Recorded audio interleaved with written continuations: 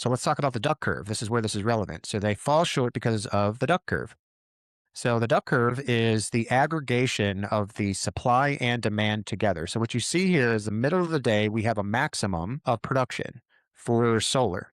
And just as there is a ramp up while everybody's coming home from work, they're turning on all their lights and TVs and cooking food, etc. That is when precisely the energy from solar is starting to fall off. So what you end up getting is this kind of a mismatch. Also, we have a similar issue with wind power because of its unpredictability. So very early on in the 2010s and 2020s, when solar and wind costs fell by about 90, 70% respectively, developers treated production and storage as two separate industries. And this is where you start getting into this kind of economic mindset. And this is where you kind of start seeing an emergence of patchwork. As at the same time, battery costs remained astronomical and would have doubled and tripled the cost of each individual project. These were not developed as a system. The interesting issue is that each individual company was creating solar panels. They were a solar panel company, and wind turbines, and they were a wind turbine company, and they were getting their own individual funding, and they had their own individual economic prospectus for what is going to be the return for this particular component. The only issue is that there was very little in the way of implementation of the into the grid.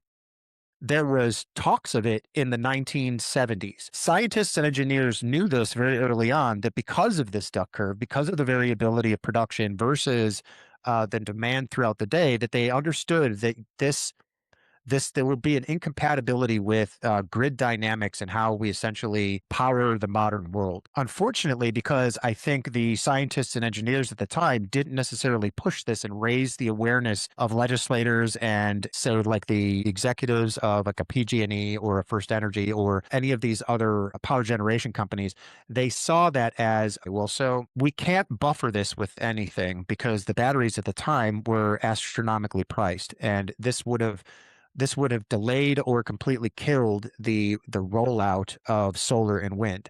So instead of delaying that to allow the maturity of those batteries and the scaling of battery production to the level that it is, instead of forcing that, and instead of also finding alternatives for battery, they proceeded. And unfortunately, what happened is we all kind of know what has been going on. I would say about 10 to 20 years ago, when we essentially started rolling out these large projects, is that we started seeing some of the failures. Is that because we weren't fully integrating these as a system with demand buffering technology, and we weren't really building our grid holistically to integrate the variability of these productions methodologies, is that we ended up starting to run into a lot of these rolling blackout issues and non-economic viability, which is essentially the issue that we're running into now with Tonopah and Ivanpah concentrated solar power systems, is that they were not delivering on the expectations,